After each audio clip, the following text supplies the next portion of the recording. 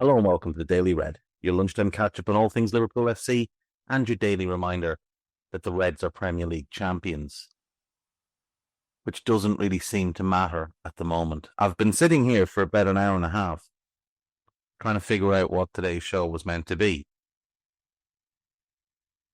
Should I just go back to normal and look at the news and talk about the fact that there's Diaz rumours and Andy Robertson's future's up in the air and all of that kind of stuff? Or should I focus on Diogo Jota and talk about him again? Because even though we are now some days removed, the funeral has taken place and, the real mourning period has begun, it still just doesn't seem like a real thing that happened. It's still very hard to come to terms with the fact that whether it was for us or somebody else, Diogo Jota won't be playing football next season. It's still very hard to come to terms with the fact that there's a young woman who's lost the only man she's ever loved, that there are 3 children who will grow up without a father, and that there are parents who have lost not one but both of their sons in such a tragic way. And I don't know anything about Andre. I don't know if he was married. It's possible I could have researched that, but my head's been swimming for most of the weekend, so I don't really know. What I do know is that across the globe, we've seen a wonderful outpouring of love for Diogo Jota. From concerts to football matches to AFL games to rugby games, there has been people paying tribute to Diogo. And if you saw the clips from the Oasis gig, and by the way, they sound amazing. I don't know about you. You might not be a fan.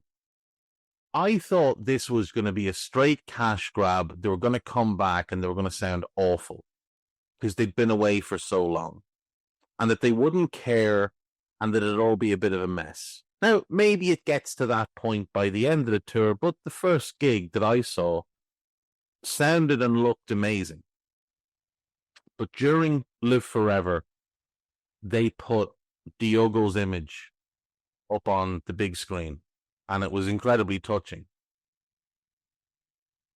Ozzy Osbourne, who I wouldn't be a fan of him as an individual, but I do like his music, he paid tribute to Diogo as well with an image on a screen.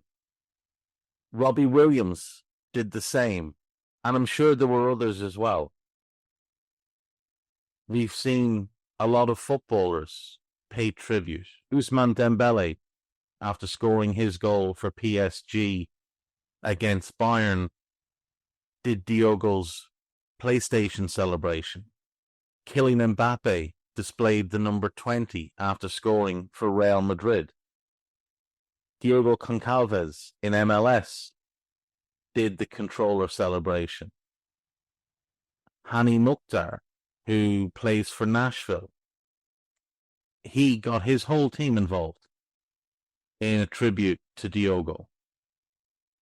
In Norway, Tromsø played Liverpool's tribute video to Diogo for their fans in the stadium. We saw Raul Jimenez walk out wearing a Diogo J20 jersey for Mexico and do the PlayStation celebration. Saw other players do it as well. And every time you see it, it kind of just hits you. In the AFL, which is obviously Australian rules, 2 players, Sydney Swans' Errol Goulden and Carlton's Jesse Motlop, both dedicated goals to Jota with the celebration. Very, very cool. In the NRL, Manly's Tom Turbojevic, apologies, Turbojevic is what I'm going with though. He showed the number 20 after scoring a try. It's just been non-stop. At Silverstone, the British Grand Prix, Fat Boy Slim was doing a set. He put Diogo's image up on the screen, which I thought was very cool. Joe Cordina, the boxer, paid tribute to Diogo as well. And just on and on and on. And you see the outpouring of love from the Pacos de Ferreira fans, from the Porto fans, from the Wolves fans, and obviously from our own. And you start to get a big, broad image of a guy that was just universally liked and admired. It's really weird watching the tribute videos that have been put out by Wolves and Wolves fans. And number one, seeing him wearing number 18, and because we're just so used to him wearing number 20, but also he wore Silva on the back of his shirt then, rather than Diogo J. And it's just kind of weird to see as well, just because he's been with us for so long. Like, it's been 5 years. 5 years of Diogo at Liverpool. Scoring goals, working his ass off, dog walking Arsenal defenders, embarrassing Everton. It's been a great 5 years, winning cups, winning a league title last season. And this is Anfield have put together a rundown of his best moments. So, crucial FA Cup final penalty, the winner against Tottenham, which is still such a good finish. And the fact that it was Richarlison who'd equalised for them made the goal all that much sweeter.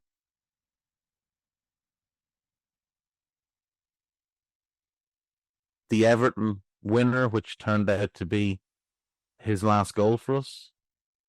His celebration against Leicester, because their fans had been giving him a bit of junk, so he decided to give it back to them. Tremendous stuff. And like I say, dog walking Arsenal. The goal where he just sits down Ben White and Aaron Ramsdale, I think that's my favourite Diogo goal. I just love that, because it's just a little drop of the shoulder, a little shimmy, and the two of them are lying on the floor for no apparent reason other than the fact that Diogo had them under a spell. 7 goals and 2 assists in 12 appearances against Arsenal. That's funny. I've obviously moved house recently, and we're trying to get things set up, and we've got a lot to do, and just sort of pottering around trying to get stuff done, and realize that in your head you've been singing his song for 20 minutes, just over and over and over again. And I don't think that's going to shift anytime soon either.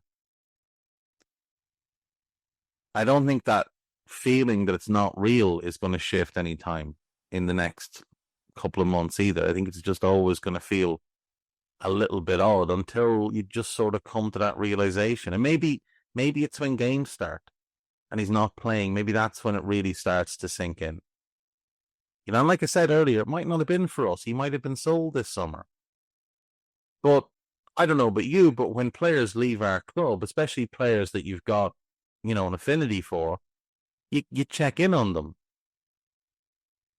You want to see them do well. I watched Hungarian games last season because I wanted to see Naby do well.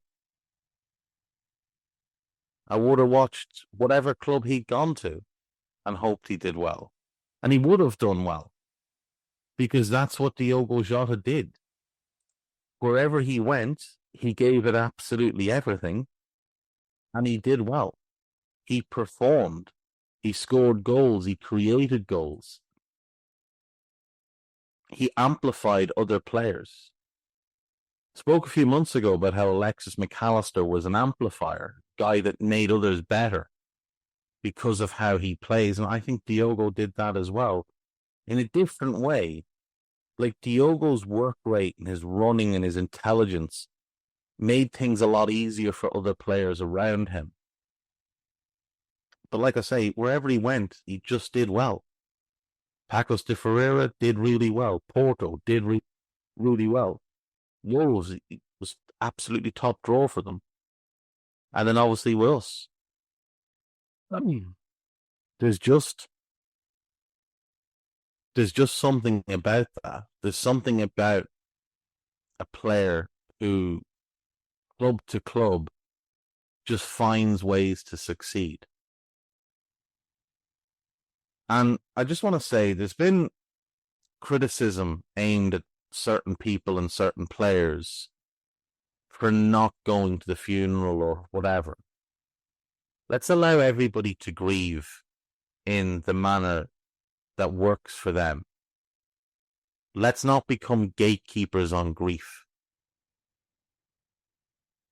And let's allow people to take their own way that suits them.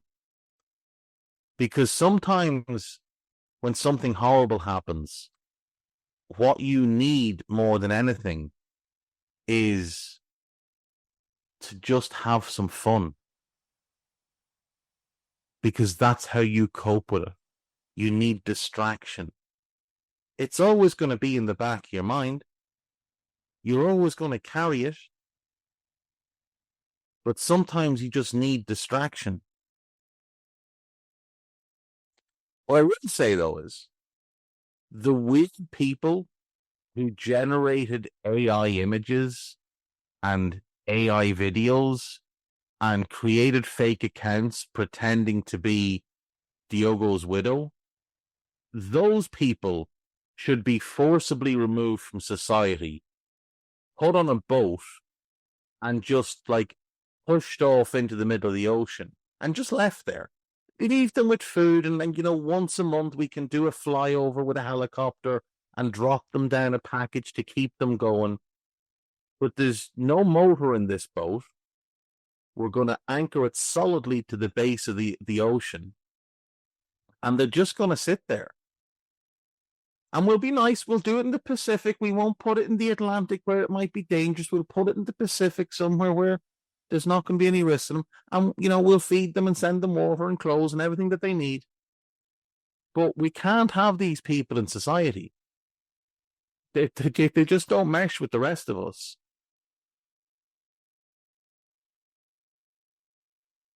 I was thinking about his career and looking back through some of his social media posts, and, you know, everything is so positive.